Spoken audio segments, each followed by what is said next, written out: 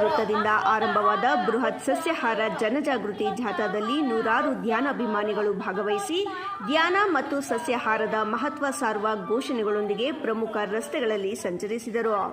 ಕಾರ್ಯಕ್ರಮದಲ್ಲಿ ಮಾತನಾಡಿದ ಪಿರಮಿಡ್ ಧ್ಯಾನ ಮಾರ್ಗದರ್ಶಕಿ ಆರತಿ, ಧ್ಯಾನವು ಮಾನಸಿಕ ನೆಮ್ಮದಿ ಮತ್ತು ಆತ್ಮವಿಶ್ವಾಸವನ್ನು ಹೆಚ್ಚಿಸಿದರೆ ಸಸ್ಯಾಹಾರವು ಆರೋಗ್ಯಕರ ಜೀವನಕ್ಕೆ ಅಡಿಪಾಯವಾಗುತ್ತದೆ ಎಂದು ಹೇಳಿದರು. ಪ್ರತಿಯೊಬ್ಬರೂ ಈ ಜೀವನ ಶೈಲಿಯನ್ನು ಅಳವಡಿಸಿಕೊಳ್ಳುವಂತೆ ಕರೆ ನೀಡಿದರು.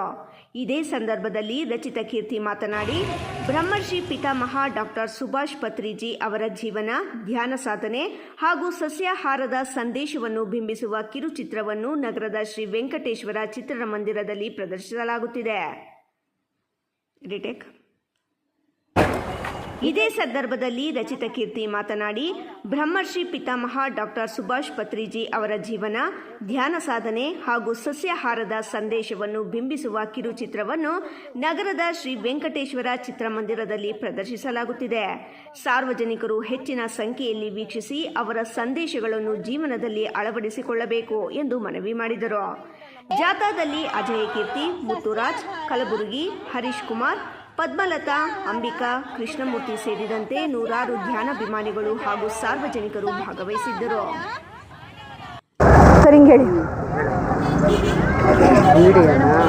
ಸಕಲ ಜೀವಕೋಟಿಗೆ ನನ್ನ ಆತ್ಮಪೂರ್ವಕ ಪ್ರಣಾಮಗಳು.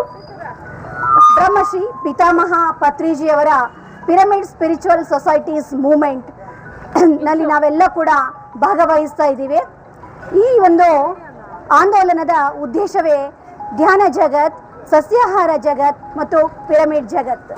ಧ್ಯಾನದಿಂದ ನಾವು ಸಂಪೂರ್ಣ ಆರೋಗ್ಯ ಮತ್ತು ಆನಂದಮಯ ಜೀವನವನ್ನು ನಡೆಸೋದಕ್ಕೆ ಸಾಧ್ಯ ಅನ್ನೋದನ್ನು 40 ವರ್ಷಗಳ ಕಾಲ ಆಧ್ಯಾತ್ಮಿಕ ಸೇವೆಯನ್ನು ಗೈದು ಇಡೀ ಮನುಕುಲಕ್ಕೆ ಪ್ರಪಂಚದಾದ್ಯಂತ ಹರಡಿರತಕ್ಕಂತಹ ಮಹಾನ್ ಯೋಗಿ, ಆ ಯುಗ ಪ್ರವರ್ತಕರ ಚಲನಚಿತ್ರವನ್ನು ಈ ದಿನ ಬಿಡುಗಡೆಗೊಳಿಸಿ ನಾವೆಲ್ಲ ಕೂಡ ಅದರ ವೀಕ್ಷಣೆಗಾಗಿ ತೆರಳ್ತಾ ಇದ್ದೇವೆ. ಅದರ ಅಂಗವಾಗಿ ನಾವೆಲ್ಲರೂ ಕೂಡ ಅವರ ಒಂದು ಉದ್ದೇಶಗಳಲ್ಲಿ ಒಂದಾಗಿರ್ತಕ್ಕಂತಹ ಸಸ್ಯಾಹಾರ, ಅದಕ್ಕೋಸ್ಕರ ಸಸ್ಯಾಹಾರವನ್ನು ಎಲ್ಲರೂ ಕೂಡ ಸೇವಿಸಬೇಕು. ಅದೇ ನಮ್ಮ ಸಾತ್ವಿಕ ಆಹಾರ, ಅದು ಮನುಕುಲದ ಉದ್ಧಾರಕ್ಕಾಗಬೇಕಾಗಿರ್ತಕ್ಕಂಥ ಆಹಾರ. ಅದಕ್ಕೋಸ್ಕರ ಈ ಅದ್ಭುತವಾದಂತಹ ಶಾಂತಿಯುತವಾದಂತಹ ಸಸ್ಯಾಹಾರ ರ್ಯಾಲಿಯನ್ನು ನಮ್ಮ ಶಿಡ್ಲಘಟ್ಟನಲ್ಲಿ ನಾವು ಕೈಗೊಂಡಿದ್ದೇವೆ. ಇದರಲ್ಲಿ 500ಕ್ಕೂ ಹೆಚ್ಚು ಜನ ಭಾಗವಹಿಸಿದ್ದಾರೆ. ಪ್ರತಿಯೊಬ್ಬರು ಕೂಡ ಧ್ಯಾನಿಗಳಾಗಿದ್ದಾರೆ, ಸಸ್ಯಾಹಾರಿಗಳಾಗಿದ್ದಾರೆ ಮತ್ತು ಧ್ಯಾನ ಮತ್ತು ಸಸ್ಯಾಹಾರವನ್ನು ಪ್ರಪಂಚದಾದ್ಯಂತ ಬಿತ್ತರಿಸುವ ಕಾರ್ಯವೇ ನಮ್ಮೆಲ್ಲ ಪಿರಮಿಡ್ ಮಾಸ್ಟರ್ಗಳ ಉದ್ದೇಶವಾಗಿದೆ.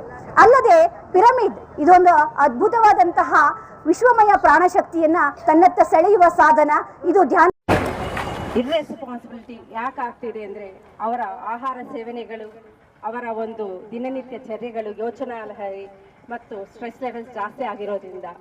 ಸೊ ಈ ಒಂದು ಅಜ್ಞಾನದಿಂದ ಇವತ್ತೇ ಹೊರಗಡೆ ಬರಬೇಕು ಅಂದರೆ ಧ್ಯಾನ ಅನ್ನೋದು ತುಂಬ ಮುಖ್ಯವಾಗುತ್ತೆ. ಯಾರು ಧ್ಯಾನವನ್ನು ಮಾಡ್ತಾರೋ ಆ ಮಕ್ಕಳಲ್ಲಿ, ಅವರಲ್ಲಿ ಪ್ರತಿಭೆ ಒಳಗೆ ಹೊರಗೆ ಬರುತ್ತೆ. ಆ ಪ್ರತಿಭೆಯಿಂದ ನಮ್ಮ ಮಕ್ಕಳ ಈ ಹೇಳ್ತಾರೆ ಯುವ ಪೀಳಿ ಅಂದರೆ ನೆಕ್ಸ್ಟು ಜನರೇಷನ್, ನಮ್ಮ ಆ ಮುಂದಿನ ಪ್ರಜೆಗಳೇ ಯುವಕರು, ಎಲ್ಲ ಯುವಕರು ಕೂಡ ಧ್ಯಾನ ಮಾಡಿ ಸಸ್ಯಾಹಾರಿಗಳಾಗದ್ರೆ ಖಂಡಿತವಾಗೂ ಇದು ಸ್ವರ್ಗ ಸೃಷ್ಟಿ ಆಗತ್ತೆ, ಭೂಲೋಕವೆಲ್ಲೂ ಸ್ವರ್ಗ ಸೃಷ್ಟಿ ಆಗತ್ತೆ.